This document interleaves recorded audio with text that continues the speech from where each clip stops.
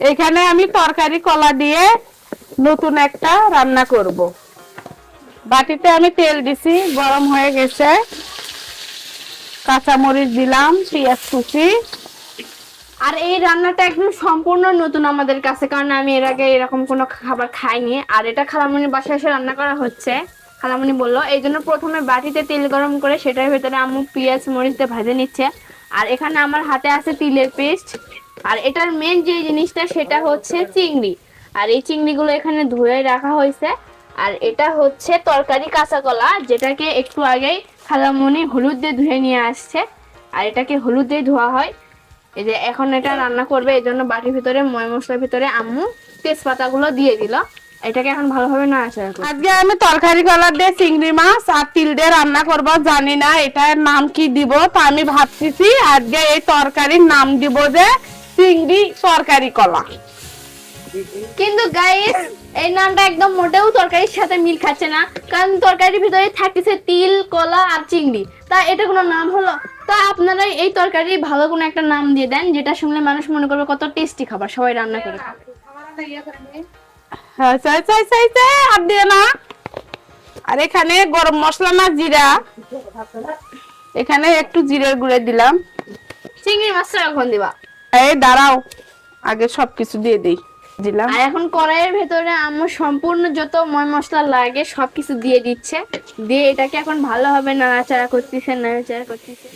হারিয়া, হ্যাঁ, আমি ভাবছিলাম যে আজকে চলে যাবো, তা যাবো না। সকাল থেকে রান্না করতে করতে শরীর হয়েছে দুর্বল, খায়া দেয় আমি ঘুমাবো। আজকেও যাবো না, কালকে যাবো। আচ্ছা আম্মু, তোমার যতদিন থাকার ইচ্ছা ততদিন থাকবা তো। আচ্ছা। না অত থাকা যাবি না তো। আর দেখো তোমার আম্মু কি কয়, দেখছা? খালি দেখো না, ভালো ভালো খাবার চাই। আমরা গেলাম, আমাদেরও খেলাম। তাই তো, তোমরা তো যাও না, ওই জন্য কি গেলে। খালামণি না শরম কম, আমার শরম আছে। আমরা তো যা করি না, আরে আল্লাহ। তোমার খালামণি না শরম কম, ছোটবেলা থেকেই হয়ে ওইরকম। আর এখন আম্মু একসঙ্গে কলাগুলো ময় মশলার ভিতরে দিয়ে দিচ্ছে, কারণ সবকিছু একবারে কষে নেবে। এই জন্য কড়াইতে ময় মশলার সঙ্গে চিংড়ি মাছ আর এখন তরকারি কলাগুলো দিয়ে দিচ্ছে। তাই না? এই রান্নাই কিন্তু শেষ রান্না, বুঝছো? কালি সকালে কি না খেলে দিয়ে বেটাবো? না, তোমরা আজকে খায়া তোমরা রাইতেই চলে যাই। না কয় কাঁঠাল ভাজি করবো, তা পরিষ্কারই করা হয়নি। এটার পর কাঁঠাল লুবি একটার পরে একটা খাবার চাই। তোমার বডি তো যতই থাকবি অতই খাবার চাইবি, মানে তোমরা আজকে চলে যাই। জি না, ওটা আমার দুলাভাই খাবার শেষে কাঁঠাল ভাজি, ওটা আমি করবো তারপরে। বোনই তো খাচ্ছে, বাইরের মানুষ তো আর খাচ্ছে না। তোমার বোনে কিন্তু তুমি খিলাচ্ছ, বোনা খেলে কম মিলে সব দিবি আরো বেশি হবে। সেগুলো অত খাও খাও করা ভালো না, বুঝছো? বাবু বেশি কথা কোশ না, থাকে দেখতো লবণ হচ্ছে নাকি।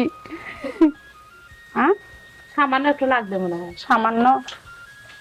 তো যাই হোক, ইনকে মজা করে করে আজকে আমাদের রান্নাটা হয়ে করতে করতে এখন আমাদের সবারই অবস্থা অনেক আজহাল, কারণ সকাল থেকে চুলার বাইরে থাকতে থাকতে গরম লেগে গেছে। আমি আর থাকবো না, আমি আর কিছু তোমার খাবো আম্মু যাইবেন ফ্যান সাইড দিয়ে ফ্যানের তলে সত্যি নাকি খাওয়া বাদ দিয়ে আল্লাহ জানে। না না, 10টা আইটেম দিলে আমি 10টা আইটেমই আনবো। এখন কাঁঠাল ভাজি করবো, এরপরে কি কি আছে রান্ধে নাও। অপোক আমি করতে কাঁঠাল ভাজি না, এক মিনিটে এগুলা খা তাড়াতাড়ি। না না, আমি কাঁঠাল ভাজি করবো। এখন আমি পরিমাণ মতো তরকারিটা পানি দিচ্ছি।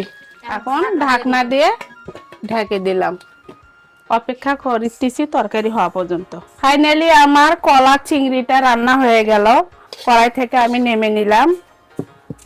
এই যে দেখেন, এই যে আমার কলা চিংড়িটা রান্না হয়ে গেল।